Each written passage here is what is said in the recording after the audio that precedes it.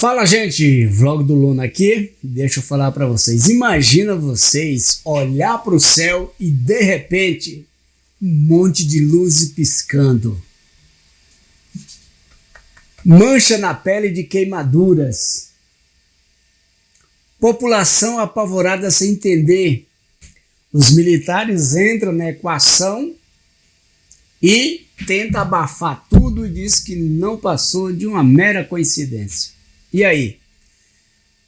Hoje nós vamos falar de OVNIs aqui no Brasil. São os casos que desafiaram a ciência e os militares, que até hoje sem resposta. Mas nesse vídeo a gente vai dar uma relembrada do que tudo está acontecendo, porque voltou à tona, né? Nunca teve mais em alta o tema de OVNI, de extraterrestre, principalmente agora com a chegada do filme do Spielberg, né? Que vai ser sensacional, penso eu. A gente está aguardando, mas é isso. Imagine você olhar para o céu e perceber algo que está observando você, ou sentir que tem algo observando você. Agora, a gente fica vendo dentro dessa questão de OVNIs, pessoal, uma questão que já pensou se realmente nós temos uma entidade inteligente ao ponto de atravessar sistemas solares, vir para a Terra e se manter escondido e aparecer daqui e ali, furando um, queimando o outro. Olha, para um ser tão inteligente, eu acho meio broxante, vamos assim dizer. Mas eu estou vendo aqui na tela do computador alguns episódios que fizeram a história dessa UFO, né, na história da ufologia brasileira. Então, são algo que desafia tudo que conhecemos sobre tecnologia, física, ciência, porque aparece durante décadas, né, milhares de brasileiros relataram encontros de objetos voadores. Estou dizendo milhares, eu estou falando aqui exclusivamente do Brasil.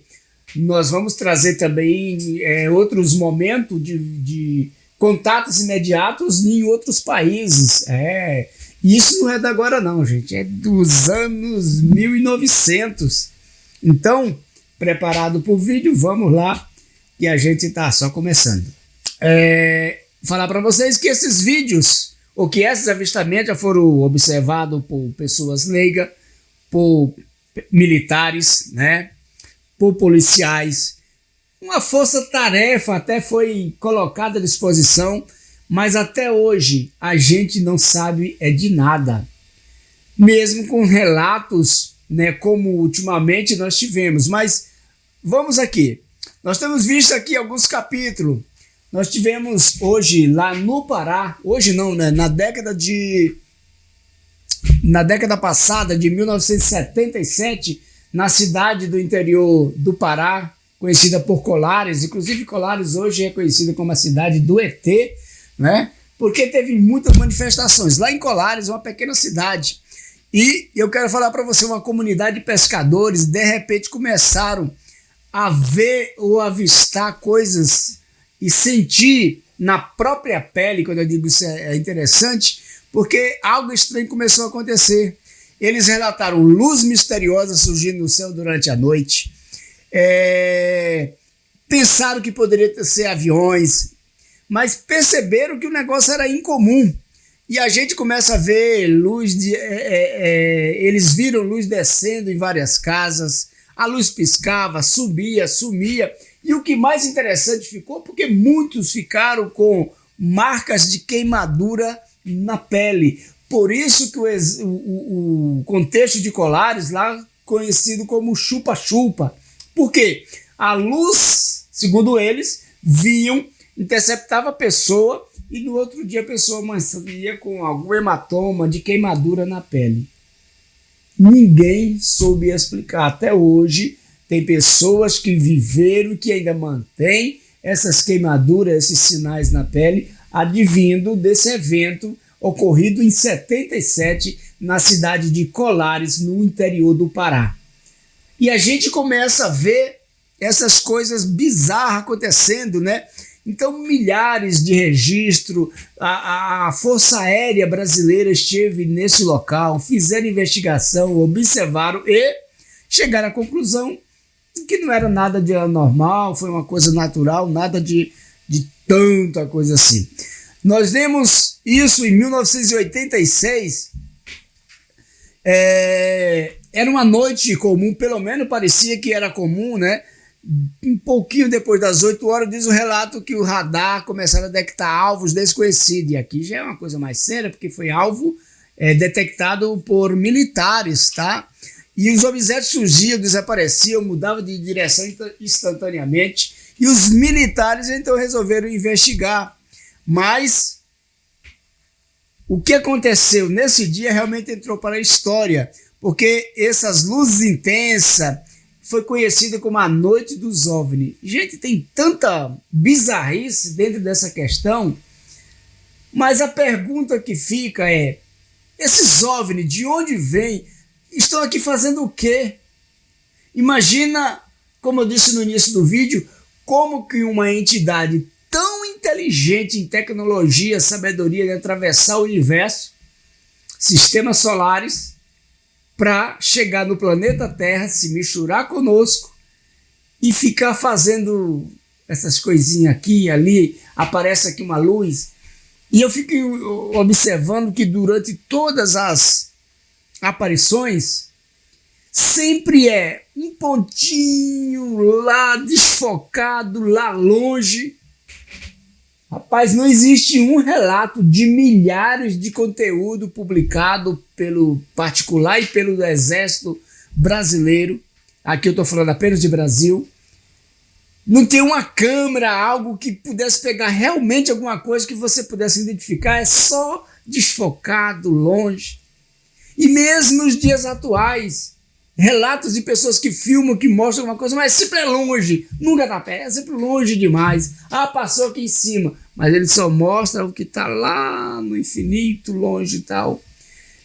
Veja, gente, nós temos drone hoje, aonde a pessoa vê em tempo real, os drones estão voando lá, câmeras fantásticas.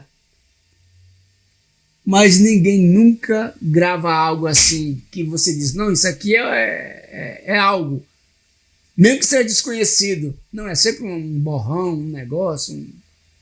Então isso deixa muito a desejar, porque se realmente os OVNIs são isso, e que as nossas tecnologias mais avançadas não conseguem fotografar, filmar eles na sua real imagem, realmente eles são muito inteligentes, porque, vou te falar, é muito complexo isso da gente ver, né? O caso mais famoso do Brasil também, em Varginha, né? Nós tivemos ali o ET que apareceu, pessoas viram, mais uma vez os militares entram em ação, inclusive uma coisa bizarra, que o militar que teve contato lá com o suposto ET, morre de causas naturais logo depois.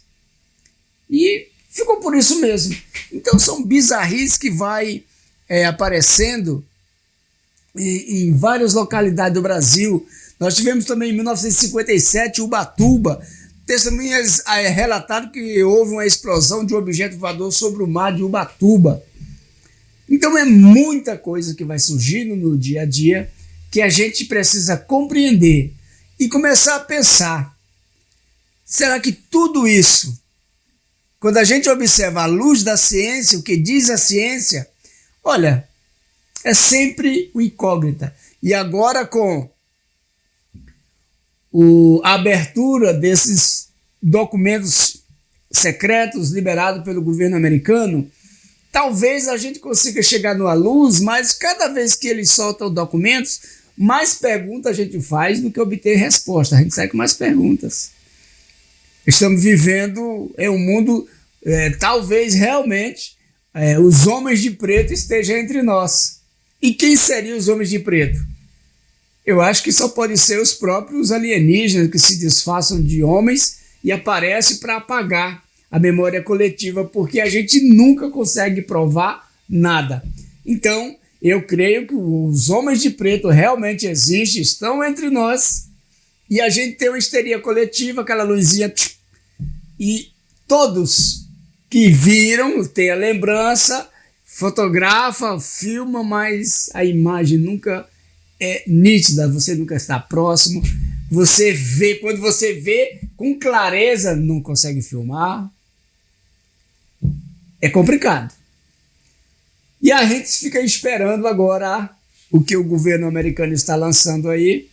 Vamos ver o vídeo do Steven Spielberg, que, no meu ponto de vista, ele sabe bem mais, desde contatos imediatos de terceiro grau lá, né? O dia da independência.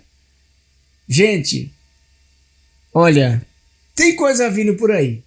É certo que tem coisa vindo por aí. Vamos aguardar os próximos capítulos, porque essa história, no meu ponto de vista, está apenas começando. E a gente vai ficar monitorando. O último caso foi agora no Paraná. E este do vídeo lá que está bombando, está nas redes sociais, mas esse é assunto para o próximo vídeo. Um grande abraço, fiquem todos com Deus e até o próximo.